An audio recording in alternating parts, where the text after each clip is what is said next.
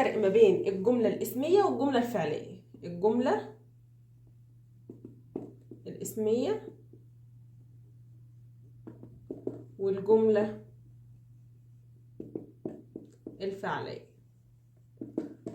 الطفل مش هيعرف يفرق ما بين الجملة الاسمية والجملة الفعلية كويس غير لما يكون اصلا عارف الفرق ما بين الاسم والفعل.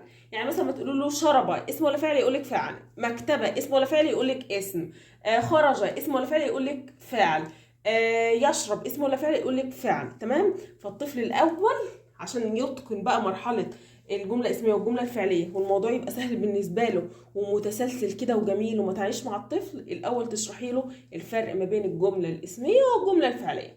فلو هتيجي تشرحي لابنك القاعده او بنتك الفرق ما بين الجمله الاسميه والجمله الفعليه وما لقيتوش عارف الفرق ما بين الاسم والفعل، اقفي ستوب، نقف ونفرق له الاول ما بين يعني ايه اسم ويعني ايه فاعل، ازاي يفرق ان الكلمه دي اسم ولا فعل.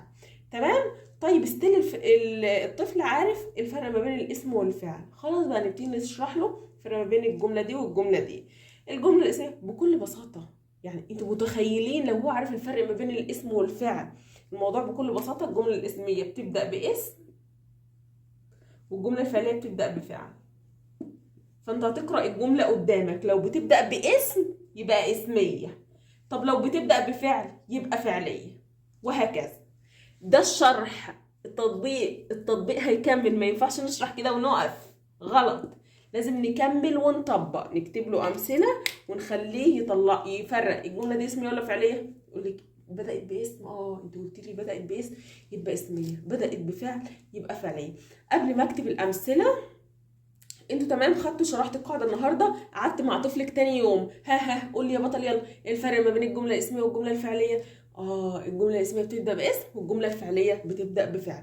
يا ريت يا ريت وانتوا كل مره بتقعدوا مع طفلك تذاكري عربي تبتدي تساليه ورقه فاضيه كده واكتبي القواعد اللي عنده بتاعت النحو، تبتدي تساليه يلا قول لي انواع الفعل ايه، علامات الاسم ايه، شاطر، انواع الحروف ايه، شطور، هات لي مثال لاسلوب نهي، شاطر، الفرق ما بين الجمله الاسميه والجمله الفعليه، شطور، برافو عليك. انا بعمل كده في الحصص بتاعتي، في اول كل حصه لازم 5 دقايق او 10 دقايق بالكتير اراجع على كل القواعد اللي الطفل اخدها. مع المراجعه كل مره كل مره كل مره فبيتقن، حتى لو هو واقع في قاعده معينه التكرار بيحفظهم. فانتي اعملي 10 دقايق مراجعة بسيطة، في الاول ممكن تاخد منك وقت لحد ما الطفل مع التكرار مع التكرار هتلاقي المراجعة ما بتاخدش وقت خالص. تمام؟ تعالوا يلا نكتب الامثلة ونعرف الطفل ازاي يفرق ما بين الجملة الاسمية والجملة الفعلية. الطفل بالفعل عارف الفرق ما بين الاسم والفعل. ابتدي بقى يا بطل قول لي كلمة ذهب دي اسم ولا فعل؟ فعل، يبقى جملة فعلية بكل بساطة. مفيش طالما الطفل واخد تسلسل القواعد صح مش هيتعبك. الطالب ده اسم ولا فعل؟ اسم يبقى اسمية جملة اسمية. يرسم ده اسم ولا فعل؟ فعل، يبقى جملة فعلية. ولا زعيق ولا عصبية ولا أي حاجة. السماء دي اسم ولا فعل؟ اسم، يبقى جملة اسمية. تمام؟ بكل بساطة. انت بتكتبي له امثله وهو يفرق. تمارين بقى كتير كتير كتير، اكتبي على جوجل تمارين للجمله الاسميه والجمله الفعليه، هيطلع لك ملفات كتير، وابتدي خلي الطفل يطبق عليها.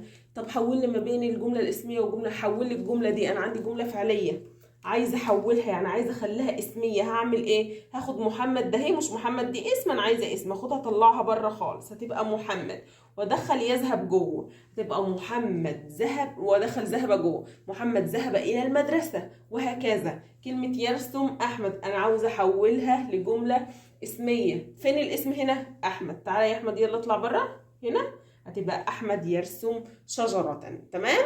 فتطبيق كتير فالطفل هيتقن انواع الجمله. نقطه كمان عاوزه اقول عليها. طيب اول ما بتبتدي الطفل اصلا يعرف جمله، انت لازم تفرقي له ايه الفرق ما بين الكلمه والجمله. الفرق ما بين الكلمه والجمله، ودول للاطفال الصغيرين اللي لسه ما استوعبوش قوي. الكلمه بتبقى كلمه واحده بس، زي شربه،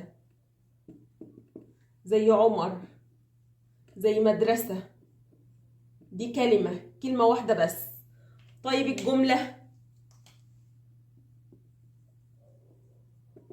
الجملة بتبقى أكتر من كلمة، زي شرب محمد اللبن. احنا عندنا 3 كلمات، يبقى دي اسمها جملة. اسمها ايه؟ جملة. السماء صافية،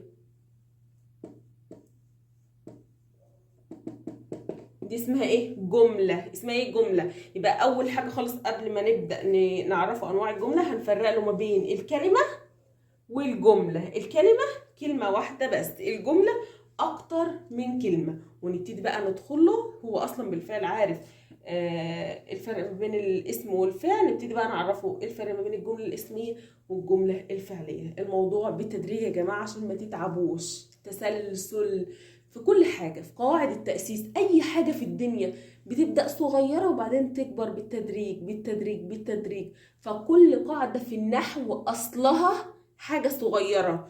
إعراب الجملة الاسمية وإعراب الجملة الفعلية ده أصله الفرق ما بين الاسم والفعل. الطفل لو عرف الفرق ما بين أنواع الفعل هيعرف جملة صح.